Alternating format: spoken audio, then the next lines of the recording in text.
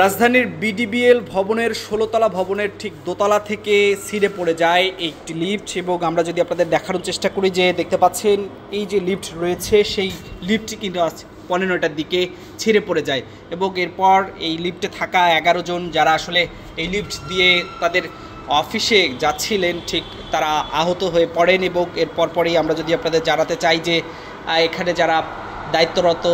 অবস্থায় ছিলেন বিভিন্ন সিকিউরিটি তারা আসলে তাদের উদ্ধার করেন এবং উদ্ধার করে দ্রুত আসলে হাসপাতালে নিয়ে যান। পরপরই ফায়ার সার্ভিস এবং পুলিশের একটি টিম তারা এসে ঠিক এই জায়গাটি পরিদর্শন করেন এবং এরপর পরই আমরা যদি আপনাদের জানাতে চাই যে এখানে ঠিক কর্তৃপক্ষ যারা রয়েছেন তারা এখানে এসে পরিদর্শন করেন এবং তারা আসলে যেমনটি জানান যে খুব দ্রুত এই লিফট যেহেতু বিগত সময়ে আরও বেশ কয়েকবার অকেজো হয়ে বন্ধ হয়ে যান এবং বিভিন্ন সময় নানান জটিলতায় এই লিফট সমস্যার মধ্যে পড়ে, সেক্ষেত্রে এই লিফট দ্রুত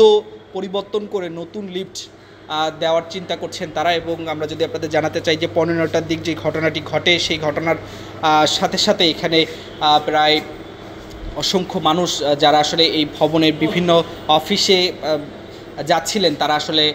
তাদের উদ্ধার করে হাসপাতালে নিয়ে যাওয়ার যে বিষয়টি রয়েছে এবং এর পাশাপাশি একটি আতঙ্ক যেমন ছড়িয়ে পড়ে এবং হট্টগোল সেটিও কিন্তু আসলে এখানে হয় এবং এর পরপরই এই বিষয়টি তাদের হাসপাতালে নিয়ে যাওয়ার পর ধীরে ধীরে বিষয়টি স্বাভাবিক হয় এবং এখন আসলে কোনো লিফট কিন্তু আসলে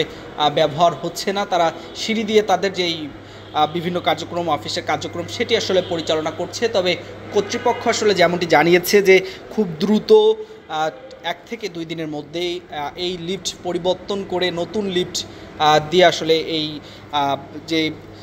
বিডিএল ভবন রয়েছে, বিডিএল ভবনের যে ১৬তলা ভবন রয়েছে সেই ভবনের লিফট পরিবর্তন করে এরপরেই যেন আর কোনো ধরনের দুর্ঘটনা না ঘটে সেই বিষয়টি আসলে নজরে রাখবেন তারা। এবং এই মুহূর্তে আমরা আপনাদের সেই চিত্র দেখানোর চেষ্টা করছিলাম ৯:১৫টার দিকে বিডিএল ভবনের ঠিক দোতলা থেকে আসলে হঠাৎই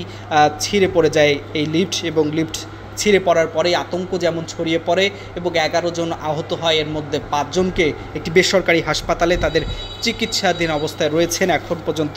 আমরা আপনাদের সেই চিত্র দেখার চেষ্টা করছিলাম।